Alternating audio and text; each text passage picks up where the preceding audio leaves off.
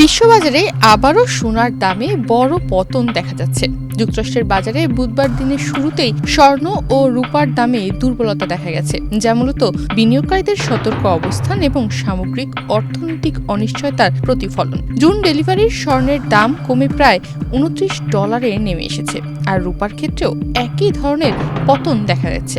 আর তারই প্রভাবে দেশের বাজারে 4 দফায় সোনার দাম 9,858 টাকা কমিয়েছে বাংলাদেশ জুয়েলার্স অ্যাসোসিয়েশন বাজুস। আজ সকাল 10টা থেকে দেশে গতকালকের মতো আবারও 22 ক্যারেটের প্রতি ভরি সোনার দাম 2,158 টাকা কমিয়ে প্রতি ভরি সোনার দাম 2,40,337 টাকা নির্ধারণ করা হয়েছে।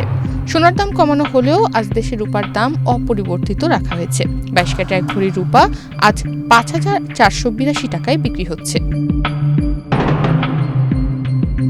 নতুন মূল্য অনুযায়ী 30 এপ্রিল বৃহস্পতিবার সকাল 10টা থেকে দেশের বাজারে 22 ক্যারেটের প্রতি ভরি সোনার দাম 2,158 টাকা কমিয়ে নতুন দাম নির্ধারণ করা হয়েছে 2,40,337 টাকা। 21 ক্যারেটের 1 ভরি সোনার দাম 2,041 টাকা কমিয়ে 2,29,431 টাকা নির্ধারণ করা হয়েছে। এছাড়া 18 ক্যারেটের 1 ভরি সোনার দাম 1,750 টাকা কমিয়ে নতুন দাম নির্ধারণ করা হয়েছে 1,96,655 টাকা। আর সনাতন পদ্ধতির প্রতি ভরি সোনার দাম 1,458 টাকা কমিয়ে নতুন দাম নির্ধারণ করা হয়েছে 1,60,147 টাকা। এর আগে গতকাল সকাল 10টা থেকে সবচেয়ে ভালো মানের বা 22 ক্যারেটের প্রতি ভরি সোনার দাম গতকাল 2,216 টাকা কমিয়ে নতুন দাম নির্ধারণ করা হয়েছিল 2,42,495 টাকা। করোনা বা যে কোনো ভাইরাসের এগেইনস্টে ফাইট মানি ব্যাকট্রলের লেফট রাইট। এছাড়া আজ সকাল 9:59 পর্যন্ত 21 ক্যারেটের প্রতি ভরি সোনা বিক্রি হচ্ছিল 2,31,472 টাকায়।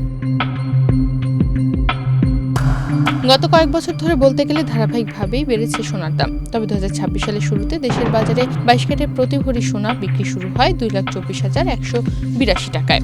30 এপ্রিল বৃহস্পতিবার সকালে সোনার নতুন দাম নির্ধারণ করে বিজ্ঞপ্তি দিয়েছে বাজুস।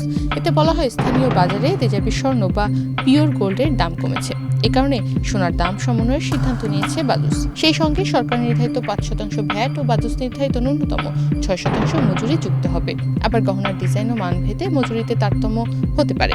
বিশ্ববাজারে দীর্ঘ সময় ধরে রেকর্ড উচ্চতায় থাকার পর সাম্প্রতিক সময়ে সোনার দামে যে শিথিলতা দেখা যাচ্ছে তা অনেক বিনিয়োগকারীর কাছে কিছুটা অপ্রত্যাশিত মনে হলেও বাস্তবে এর পেছনে রয়েছে বেশ কিছু শক্তিশালী অর্থনৈতিক ও বাজার ভিত্তিক কারণ। অন্যদিকে সরবরাহ দিক থেকেও খুব বেশি একটা পরিবর্তন আসেনি। সোনার উৎপাদন ও সরবরাহ ধীরে বাড়ছে, ফলে বাজারে অতিরিক্ত সরবরাহ কিন্তু কোনোভাবেই তৈরি হয়নি। কিন্তু চাহিদার গঠনে পরিবর্তন এসেছে। যেখানে অলংকার খাত দুর্বল হয়েছে সেখানে বার ও কয়েনের চাহিদা এবং কেন্দ্রীয় ব্যাংকের ক্রয় কিছুটা শক্তিশালী হয়েছে। বিশেষ করে অনিশ্চিত বৈশ্বিক পরিস্থিতিতে অনেক দেশ তাদের রিজার্ভ শক্তিশালী করতে সোনা কিনছে, যা বাজারকে একটি শক্তিশালী ভিত্তি দিচ্ছে। এদিকে তেলের বাজারেও বড় পরিবর্তনের ইঙ্গিত পাওয়া যাচ্ছে।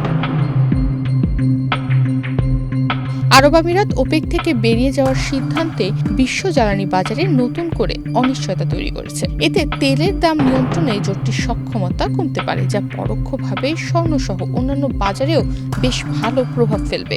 আরও গুরুত্বপূর্ণ একটি বিষয় হলো কেন্দ্রীয় ব্যাংকগুলোর ক্রয়। যেমন চায়না, পোল্যান্ড এরা দামের সামান্য পতন পেলেই বড় পরিমাণে স্বর্ণ কিনে রাখছে।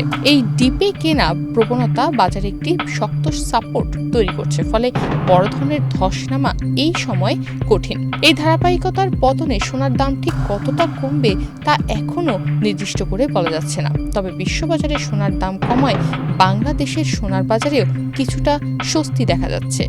তনিমা রহমান, বাংলাদেশ প্রতিদিন।